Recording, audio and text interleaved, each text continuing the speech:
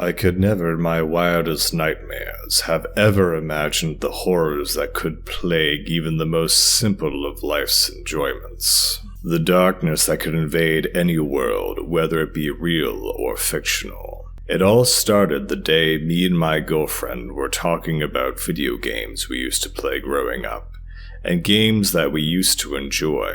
Over the years of my childhood, I have collected several games pertaining to several different consoles, but we both found the topic of the Nintendo 64 to be the most fun. So, that day, we decided to pick up one from my uncle's video game store and perhaps even pick up one of the greatest Nintendo 64 titles, Super Mario 64.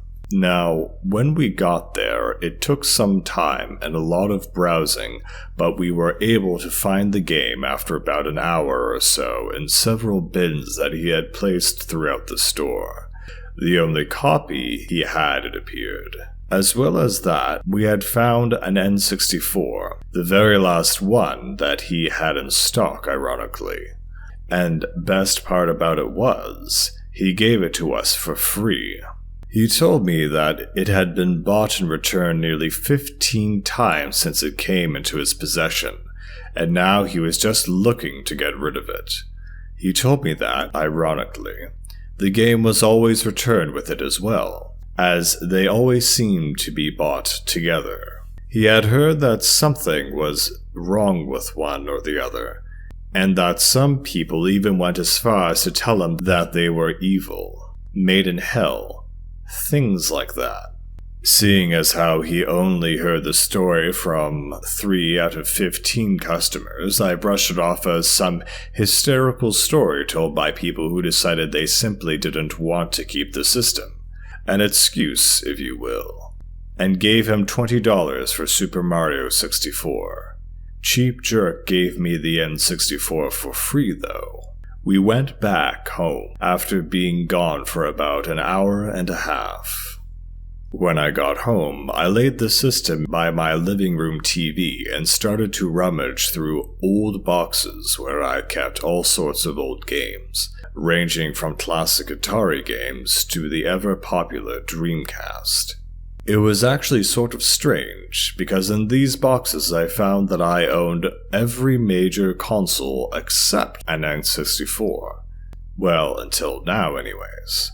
I pulled out my box with all the N64 games in it and began to dig through it. I found games like The Legend of Zelda: Ocarina of Time, as well as its sequel, Majora's Mask, and 2 Castlevania titles for the system itself, Castlevania 64, Legacy of Darkness, and so on.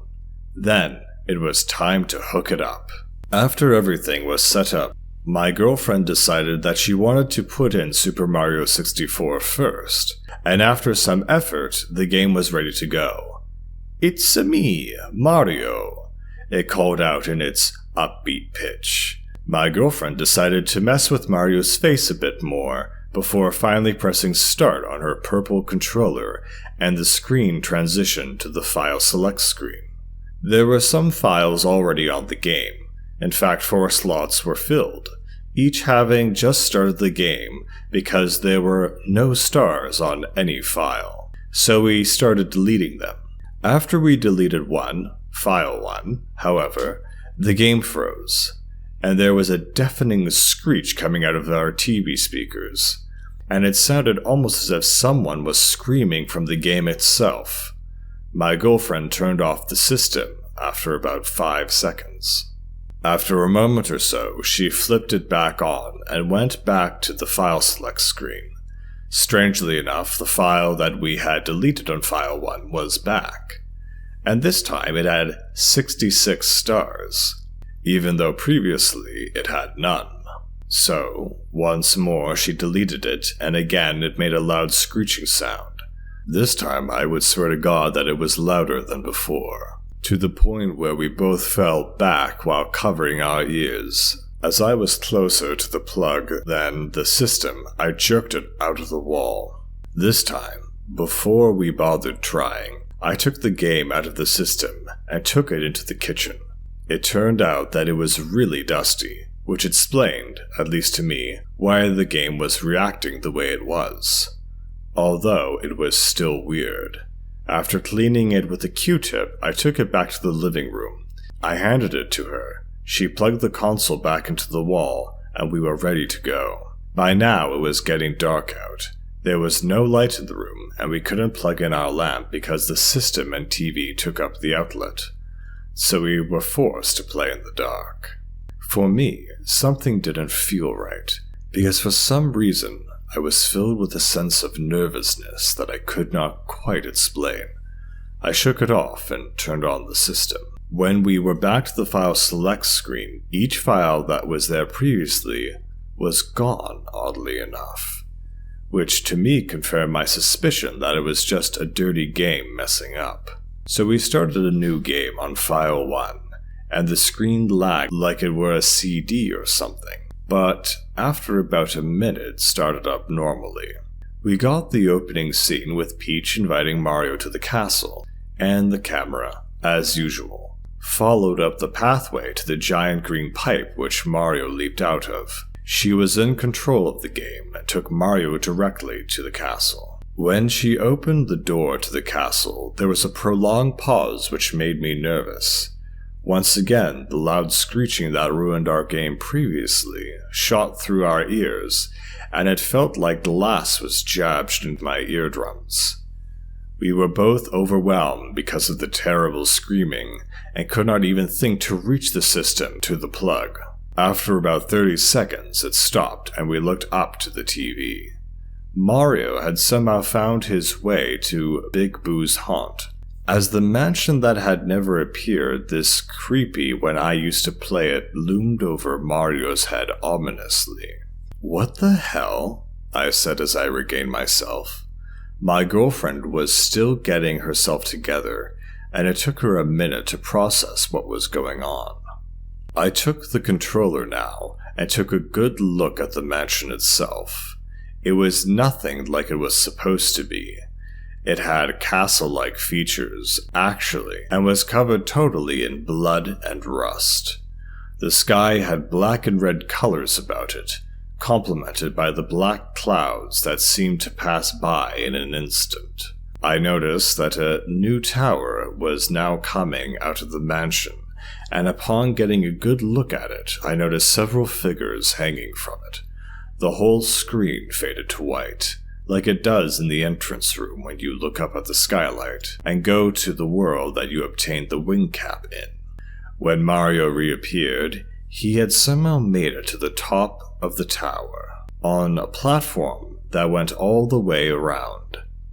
The sky had a gloomy look to it, as each cloud passed over the tower, as dark as the night sky, and lightning began to rule the sky and illuminate the clouds in its thunderous wake. I tried for the first time to move Mario forward, but a bolt of lightning stopped any movement that I was willing to make at the moment. I dropped the controller.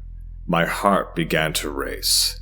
I didn't know what to expect, and I could see by the look in my girlfriend's eyes that a strong sense of paranoia had overcome her, because I constantly noticed her looking back behind us in the shadows that covered the room. With hesitation, I took the controller in hand and moved Mario forward about a foot or so before something fell from the top of the screen and the camera zoomed in on it. It was a depiction of Mario with a noose around his neck. We both yelled and I dropped the controller on the floor. I moved back as quickly as possible. Mario's clothes were ripped all over, exposing several parts of his body. Underneath the clothes, we could make out stab wounds from either a knife or a dagger, which more than likely caused the blood splatter all over his skin and remaining clothing. But the most grotesque part of the image were his eyelids and mouth, sewn shut with blood trickling down his cheeks and chin. I was appalled at the gruesome sight. My heart was racing, and I would swear to this day that at that moment the dead Mario fell from the top of the screen that I heard something run into my bedroom. All of the hung figures were of Mario, all the exact same, with eyelids and mouth sewn shut and stab wounds all over their bodies. I worked up all the courage I could muster. I again unplugged the N64, which turned off, but not at that instant. Before the TV screen went black, the hung Mario's face, underneath his sewn lips, was smirking at us. I didn't want to get up, not even to turn on the lights. I wanted to remain in that exact spot sitting down because at least there I felt somewhat safe. But for my girlfriend's sake, I plugged in the lamp and lit the room up. Everything was peaceful, perhaps a calm after the storm, and I took a deep breath and sat back down. I couldn't get that image out of my head, that smirk. I felt powerless as to what my mind wanted to remain on. I sat on the floor next to my girlfriend and hugged her, picked her up and took her to bed. Who in the hell would make a game like that? It had to be the game. It had to be hacked. It's the only thing that made any sense to me. What I saw in that game, I would define as evil in its sickest form. Without a word between us, we laid in bed for what felt like hours before one of us finally broke the silence. She told me she wanted to get rid of that game as soon as possible. As it was already late, I decided that it would be best to wait until tomorrow, because I was sure that my uncle's store was closed, and GameStop doesn't take games that old. So we stayed in bed and agreed that we would not play the game again. But I couldn't get it out of my head still. I wanted to know why, or how this was done. My curiosity got the better of me in the end, and after she had fallen asleep, I quietly got out of bed, went back into the living room, plugged in the N64, and didn't turn it on. Didn't have to. The game started itself, and not only that, picked up exactly where it left off. I was astounded by this because I had never seen the Nintendo 64 do anything like that. Right then and there, that there was more to this than I knew, and I had to know what. I was fascinated, drawn in, perhaps. I got a good look around the tower. Despite being disgusted, I was morbidly fascinated by the entire scene. The paranoia it could convey was intriguing. After a few minutes of looking around, I pressed the pause button, and again the screen faded, this time to black. It took me all the way back to the file select screen, and I found myself with more questions than answers. All the files were back again. File 1 had 66 stars, while files 2, 3, and 4 had none. I tried to remember back to when we picked the file, and I was certain that they were not there before. I tried loading file 4 first, and in response the game showed me a picture of Mario dead in a pool of his own blood, with his eyeballs and entrails hanging out. After a shudder, it allowed me to hit B and go back. I tried loading file 3, and again I got another appalling picture. It was Mario once again, staring directly into the screen, with bloodshot eyes that looked so close to real that I really thought that they were. His mouth was gaping open and his tongue missing. Well, it was missing from his mouth at least. I examined further and realized that Mario's tongue was wrapped around his throat, and that he was being strangled with it. I heard a chuckle of sorts, not from the game, but it sounded like it was directly behind me. I ignored it against my better judgment. I tried to start up file 2 now, and a video began to play. Mario was strapped down on a table in a decrepit version of the castle's entrance hall. The stones were all black, blood oozing from the cracks between each of them, Curtains that hung from the ceiling were tattered and falling apart. They appeared to be worn with the years. In the background, Peach and Toadstool were strapped to both sides of the door that led to the basement area. Toadstool had the mushroom on his head torn off. I could make out his skull showing through the still fresh wound. He was obviously dead. Peach sent me into a state of awe. Her skin was peeled off, and all I could see fully formed was her head, which remained untouched. Jesus Christ, I said silently as the video continued. Mario struggled for freedom as the door upstairs opened, and a black mass slowly came through. Its footsteps solemnly echoed through the silent hall. The curtains on the ceiling blew away to its passing as it moved down the steps toward him. Mario pulled and pulled, but found no way to escape the situation that he had found himself in. And in response, he began to beg for his life and pray. The black mass inched ever closer to the hero. It seemed as though Mario gave up. The black mass walked around the table and stopped directly in front of Mario. Again, the hero begged, pleaded for his life. He told the black mass that he would do anything, only spare him for any crime that he committed against it. I saw a tear roll down Mario's cheek as he closed his eyes tightly. A rope tied around his neck. He gagged and took in only heavy breaths. I couldn't see a hand so much as touch the rope, or where it even came from, but it was indeed there. With just enough slack so that Mario could breathe, deep lacerations cut through Mario's clothes, and blood by the gallons covered him in a crimson pool. He screamed, begged, pleaded, asked for death, but it was not given to him. Not yet, anyways. The cuts continued until the floor was covered in the dark red liquid, exuding slowly to the floor. Finally, the swipes and stabs ceased altogether, and there was a deep, methodical silence that only Mario's gasps of misery filled. Before I could so much as think on what I had just seen, his eyes and mouth were forced shut, and I could see it for myself. A black needle going through both of his eyelids and mouth simultaneously, effectively silencing him other than his muffled screams. Even more blood came from the fresh wounds and covered up his face.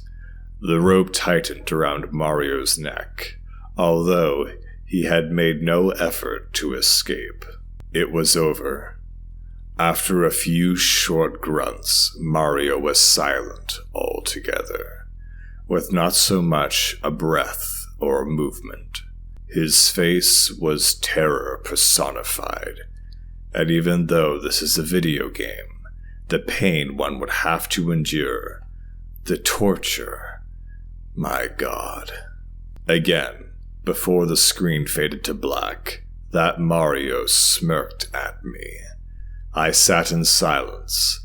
The title screen with Mario's head came up on screen.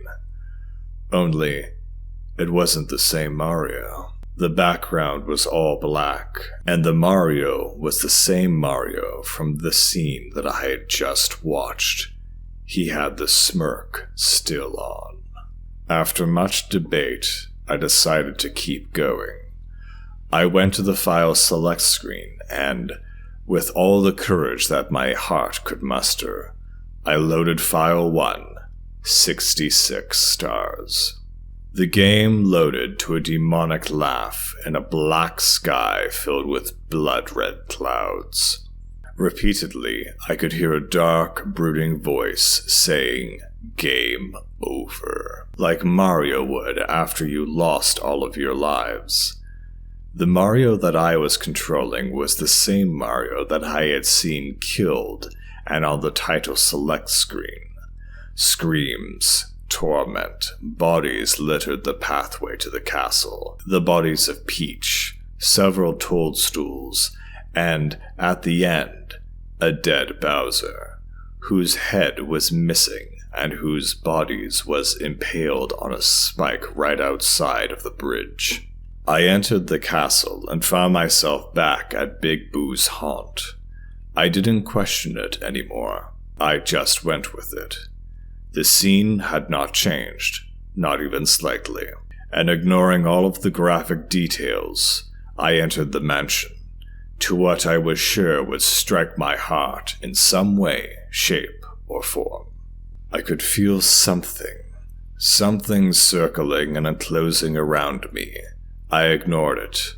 I had to. I needed to know what this was, or what was going on. Something whispered in my ear, I was sure of it. I gulped as the screen transitioned to the entrance hall of Big Boo's haunt, the room with all of the doors. The bodies of faceless Marios were hung all over the ceiling, illuminated only by torches. I could feel sweat trickling down the back of my neck as I saw a standalone figure all the way on the upper balcony. I moved Mario towards it. I was afraid. I'm more than willing to admit that, but have never been more afraid in my life. I jumped up the steps, one at a time, moving cautiously and carefully. It was another hung man, that was for certain, but who it was I'll never forget. As I reached the body, I hesitated, but zoomed in on it. I began to tremble, my hands barely holding the controller. The figure was indeed a man hung by a rope. That man had his eyes and mouth sewn shut, just like Mario, and was bleeding profusely from his eye sockets. That man, and all his pain, was me. He let out a scream, something haunting and bone-chilling, a wail like nothing that I had ever heard.